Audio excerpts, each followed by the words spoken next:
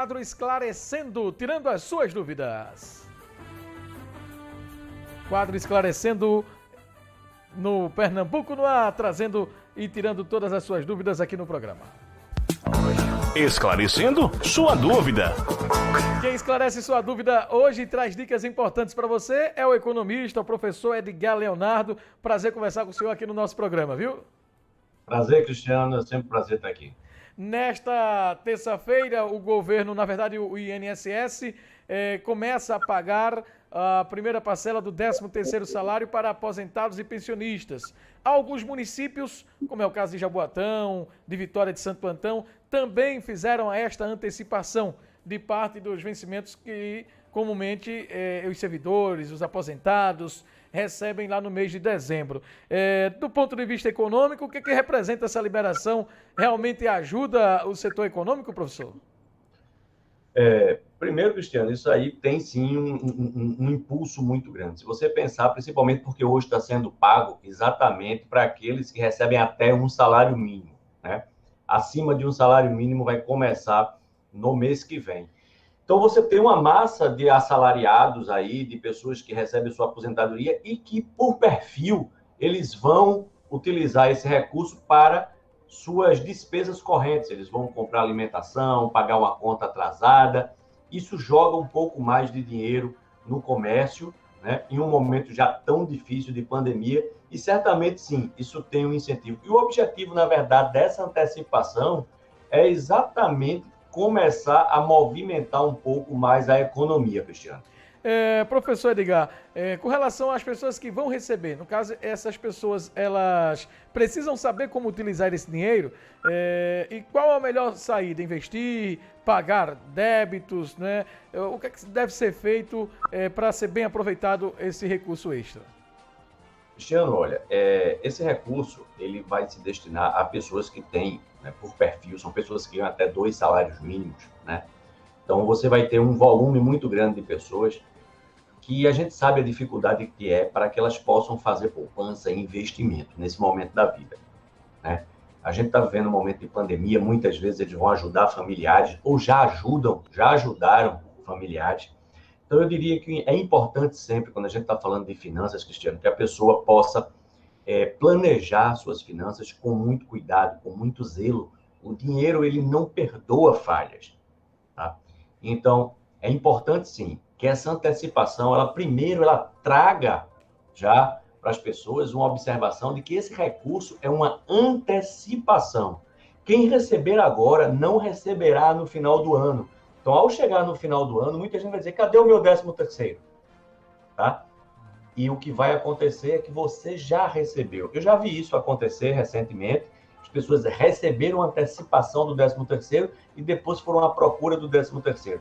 Então, o primeiro ponto tem que ficar muito claro. Isso é uma antecipação. Isso é um valor que você receberia, dependendo do calendário aí, em alguma data mais próxima do final do ano, e foi antecipado. Antecipado para que você possa se salvaguardar de alguma situação mais difícil, para que você possa, na ausência de um recurso, você poder ajudar a sua família, fazer a feira, pagar uma conta, porque a gente sabe que está vivendo um momento muito complicado para a economia, não brasileira só, mas para a economia mundial. Então é importante que as pessoas, primeiro, tenham um bom orçamento doméstico, possam verificar com muito cuidado, com muito zelo, onde vão gastar esse dinheiro. Se tem alguma dívida, é importante tentar verificar a possibilidade de pagar essa dívida, principalmente, Cristiano, porque quando a gente pega as famílias de renda mais baixa, o endividamento do brasileiro está em torno de 60% a 70%. E esse endividamento, para você ter uma ideia, cerca de 80% desse endividamento é no cartão de crédito. As pessoas compram no cartão de crédito e pagam apenas o mínimo do cartão de crédito e deixam aquela bola de neve. Então, se for possível pagar, pague, antecipe essa quitação para que você evite pagar juros. Então, um bom planejamento financeiro. Esse recurso é um recurso extra que vai entrar na sua conta. Você não estava esperando ele nesse momento, você estava contando com ele para o final do ano. Em primeiro lugar, entenda que final do ano você não vai recebê-lo. E que agora é importante você evitar o pagamento de juros. Um bom planejamento financeiro e, quem sabe, a quitação. Se você não tem dívidas em atraso, aí sim a gente pode começar a pensar em outras coisas, Cristiano. Doutor Edgar, desde o início do ano, o governo estava estudando a melhor forma de liberar o auxílio e foi liberado desde março R$ 150, bem diferente dos 600 do ano passado. A equipe econômica do governo tem pressionado para que o governo libere a nova rodada de R$ 600. O próprio presidente tem interesse que isso aconteça porque politicamente melhora a questão da aprovação, né, daqueles que recebem o dinheiro, diz, esse aqui é o homem, esse é o cara. E aí a pergunta que eu faço é, o Brasil tem condição de retomar o pagamento de R$ 600 do auxílio emergencial no país? Olha, Cristiano, isso é um dilema muito grande, porque a gente sabe do momento que o país passa, da necessidade que as pessoas têm.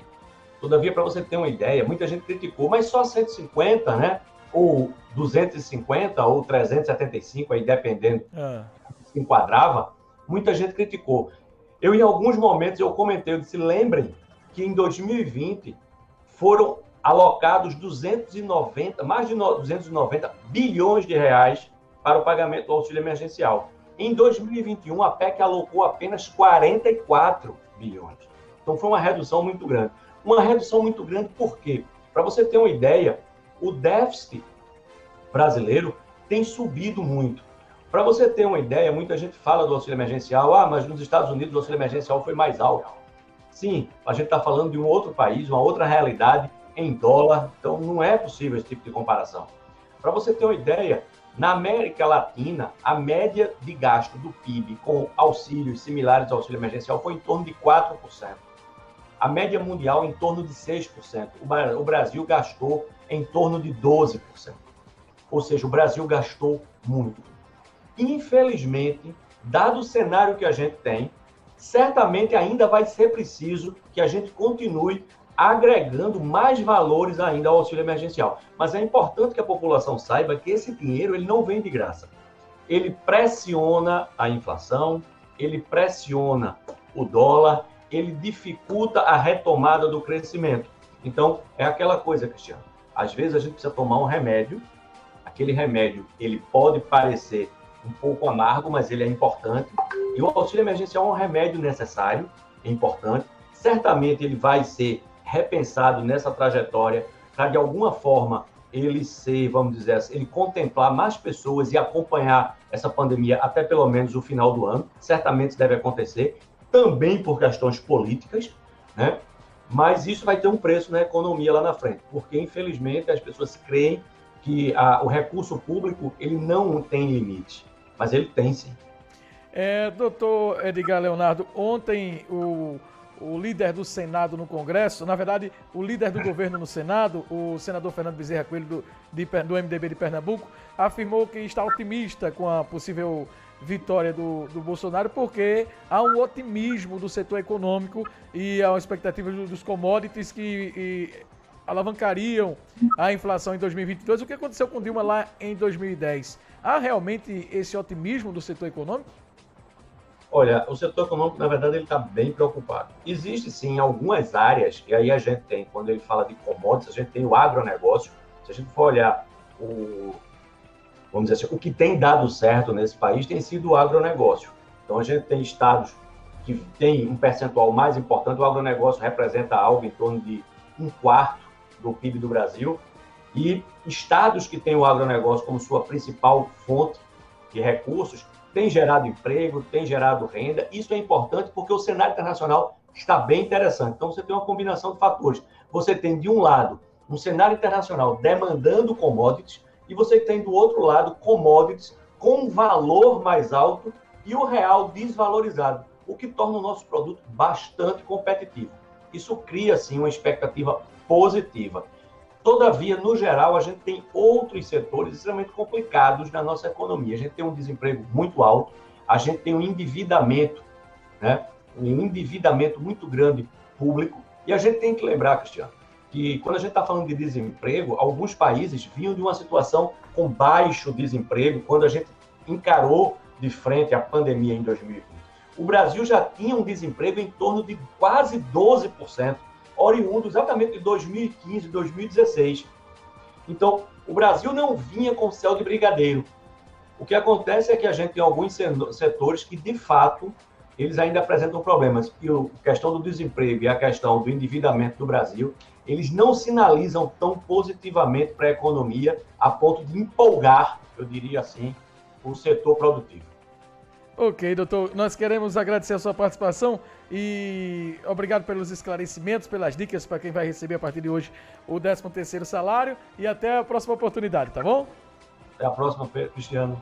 Conversamos, portanto, com o economista Edgar Leonardo falando sobre a liberação do parcela aí do 13º salário e a situação econômica do nosso Brasil. Programa Pernambuco no ar para você.